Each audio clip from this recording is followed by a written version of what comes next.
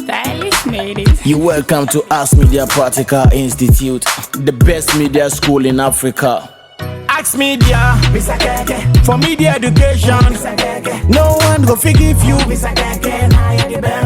you read with the rain, no. Ask Media, for media education. No one go forgive you. Man, stylish. If you read with the rain. Alishima ma Ghana mai yabamu nyina akwaba wa wohweme eba Ask Media Practical Institute. Sukuu yaba ye enche nemum yanya mfie enan eko mfie enum emunie. Asabe ye kase ye kan enipa dodo o mafa ye nsamu a ye benya nipa babro 1200 a o mafa Ask Media ensam mi ha mani nka emudie broni beka no 70% to 80% de dodo na ewo baabi ewo munsa no nyuma a omoye omade na yebutaye nyina ne se eba radio practicals a ye yedamu sonko ewo Ghana Africa eni wiase fa na nyina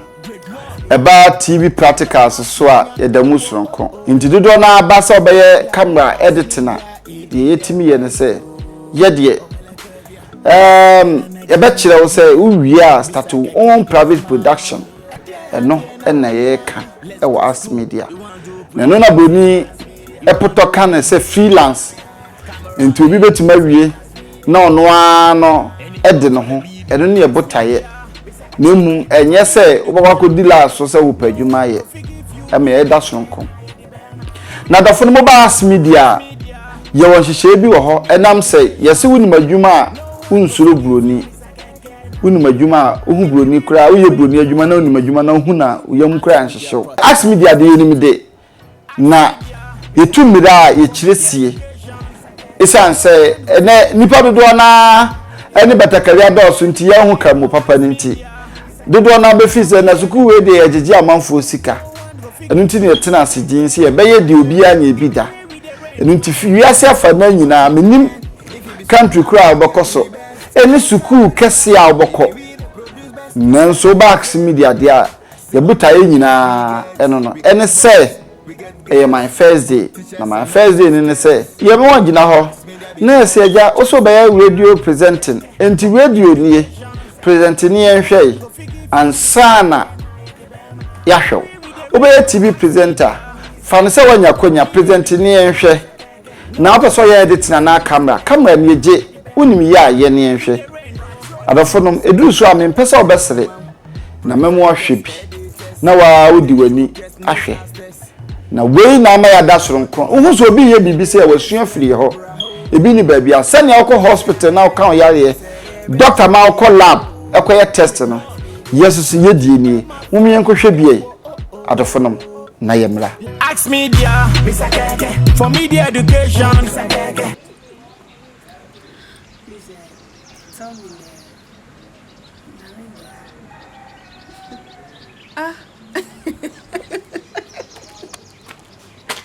Please let me start. Jesus Christ, you are still doing. Please stop. Ask Media for media education. Hello and welcome to Unila Health Talk. We are live on Ask Television. My name is Eunice Maniba Pamuno. I'm your host for this program. Ask Media for media education. Me mama kaba eba me mama kaba eba Royal TV so me din na najwa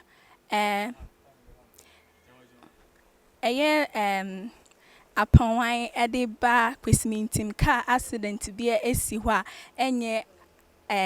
asam kra. Ask Media for media education.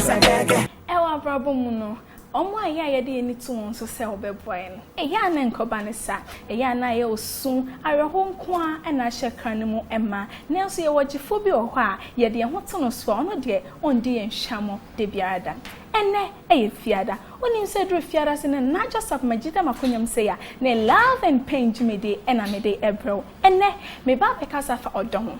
No other cry anything. Ask Media, for media education.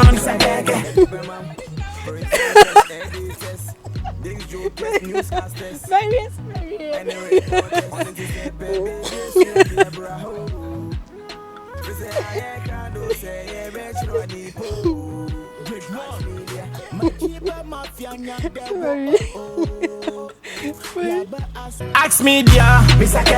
for media education.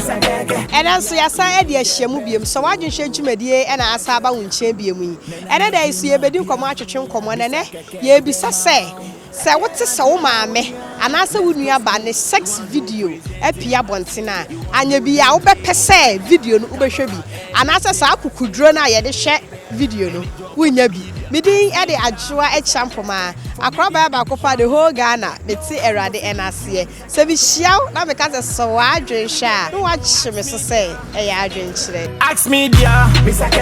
for media education. No one go fix. Ask Media sada sunkunye ene se eye obi pese utwa eye de ka no photo eye video abefo ne die itwitwa no program ase wedding engagement ene birthday ase ne ayi ase nyina no bosome miensa Ask Media timi boa etete oba no ema ne timi twa no twa wi ono atena se mo pa mo mien kohwe se omo classroom na omo di projector abefo ne de kire omo ade na obia kuta ne laptop na obia de tinto on free abosome miensa no na oba no ono atimi kotwa program etimi edite ono an program ewie ema ne ye kama me dia de Adwoata Chokes na me te Ask Media nka na me bae ene so me bae no me to me video editing camera works me to me edit pictures enti wo nim de efa video editing camera works me kan for say obeba Ask Media e okumase in share so na oba ebeboa wo ahwefo a mo hwe me ba hwefem Daniel Forensia amapo na afrem Perry me ka se fi oboase na me te Ask Media nka o TV so mama poso di ho dance ya kire me na me ana me ofi na me dwen se na me ko me ba me bede na emu me baaye no abehu se ya ayenfuchen bi di bi achi ye ti se media school bi ababa me ba ha no abon se ya difference wom e se me mitimi video editing mitimi ye camera works ni ade si se kwa me wa kwa me ye obi program kwa ma na won se ya e se kwa so me se mitimi bibi na awfa mo hwe me kan force me na ma mo se mo fa mo ma na se bia wu ne ba mi kwa na se oba ne bia nye kwada medamase ahwefo media ne Porsche anasena na ya me fidencha akwa aboso me wo fie na mo nim de semba be editor enti wo nim de efa video editing camera works me kan for say obeba Ask Media e okumase in share so no ka say metimi ya editing me che video editing photo editing BBF editing ho na se camera ho de metimi ya na Ask Media for other romance enti me kan for Ask Media Practical Institute e de ama awofo bi person na bofra eba ha bia Ask Media Practical Institute ana yesi bisa keke na ye de bema Ask Media, for media education. No one go forgive you. Adafonom kontomponi na se na dance ni awa brochire se na mekansi tumire ni akire babia mire ni wo eniti wa hu woni su adu hu eyesei ye nhihye baabi enhihye amafo adanse ayedi wo emiamia yesni amafo hihye hu no we die wa udu ani hu na aye den ko hihye ade we hu we na masuku yada sonko iti eto nsa fro maami a wo hwe me mabuna a wo hwe me enu wa a wo hwe me yesro brana be pick form na ososo yemfa wo de hye no emfa ntetie mu ti sei na ehu ewo no munti a ohu camera na odwane ni nyina emfiri mu enko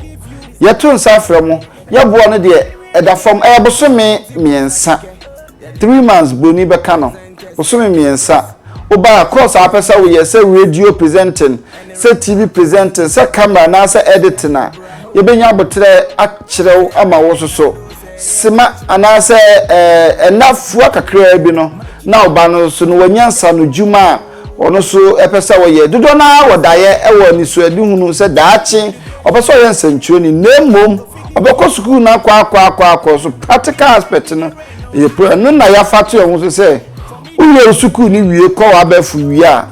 ye beboa enam say ye the state of the art equipment ewe ya hanti enam Royal TV adaroma woni problem be abe attachment say open Royal TV dia anyway 100% guarantee say obey attachment ewe Royal TV if you say ye one of the subsidiaries so any Ax Media enti yeto nsa afro na wonim say ye oba koso ewo Kumasi ye obi eso ewon kan uba Kumasi a edan a Royal TV wo mu no ho na Ax Media ewo ena nkran so udru enkran achimota Malcolm edan no ida say dada na ebubu ye no ana say foforo na ugina overhead na eko amasaman na ugina overhead na se a ye beba be fa ana so bisa Ax Media obehu na yesan so wo hostel ya to ye bo asiesie Kumasi ye hostel ma mema wo hwe senior yaye na mo asumju mo TV o bibia mo pe o muni haw oba eye ema so esa wo hostel so efumuwa edema ema no so e Kumasi na wo konkran so a achimota wo na ye wo ema hostel ene esa wo ema hostel enuti ya to nsa afro mo say ye de yankasa bebre na henpa nkasa nti ye to nsa ma oba no aja se aban ene hihye abai ye se double track enti bosumie so oba betena fie die na onya hwe na oba yafokubo na akofa asem abra wo die fa ne bra Ax Media enu se onsa anko back no na yatete wo mo yenji certificate enam se ye practical aspect nti yesusu biem yenji certificate bia enu an se ubetimi akan na watwro na wonya akoma ene wope se wope se wososo oyensancho adwuma na ubebani ama the practical aspect no enu na ne yeto nsa afre wo Ax Media enti bra ye wiesusu abosomi ni ya filimu nyina no eye abosomi otosu du afibia mo October eye eda 5 ena ye graduation na mema ye moya ni akohoman eja na ye nkohwe se na eduru ye graduation na yesi eye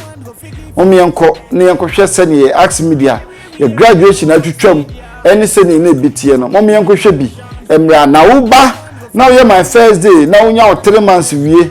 na wa usua na unya onsa no se na ye graduation kono omi enkohwe graduation na se na ye practicals it means ye ni abriye Ax Media, for media education. No one go forgive you. If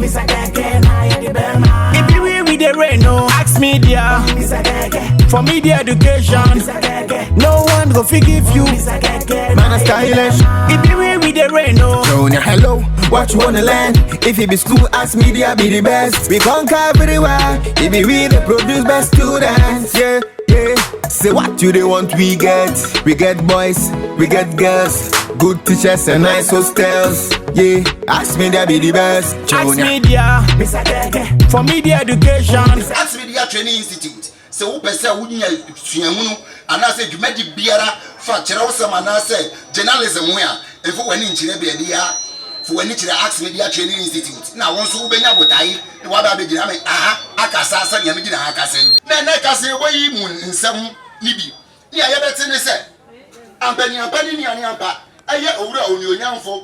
kwaku baako ato nkrade ama Ghana asofo se wonka wonga no ntumu efa yemi abere makaba wo no ho Saranso na ya ma me atwa donko akua wose anya no no aye kwa donko se na na kufa do ama be hu nipa de na free SHS ne be collapse na ya gbo awuram ewo ebono ene ahafo mantam ewo enamrante kwa mienu bi akohia wo nkwanhyewuo ebra wo sa wankọ na ewo motorbike so you sabri mesre na gase ewon mesre ne wanya bere wayi wasu papa odum anaka ka pempen anase da wuruta na wodi atena se watwen ye mboko Ax Media, for media education. No one go forgive you. yenim de aye eti utie me anasa wo hwe me Royal TV so anasa TV bia wo hwe me so bia no yeto ensafrew obi anim de oba be hwew eti nya wa dwen se wanko university anasa wanko school bi wanko pole anasa wanko eye teacher training anasa nursing tin so ni mfa so nipa cho men kan sa na nyame ewo de odi mu bibia fa no ba as media bo so me miensa ye betete no se radio presenter na ama practically hu babo sensusu ne yabam ye betete no se radio presenter se camera ne edit no wanya the numbers and the good screen frey de wanti ase amanti mi anka nyina no meto me bo ase achechiri mu achire na wo so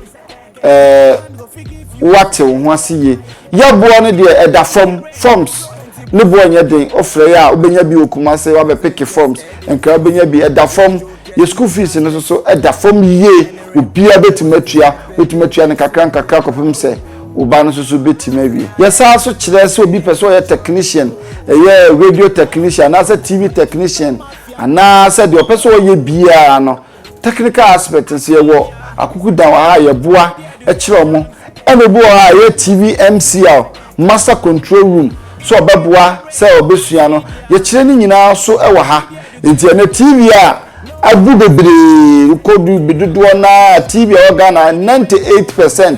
Axe Media fonko an to master control room omo editors omo reporting eboa ya to nsafro se ma oba ne mrabi na ehu ene wo omumu ebe yihu ni nyina afimu ni abedo omo confidence level ama mo so atimi ehu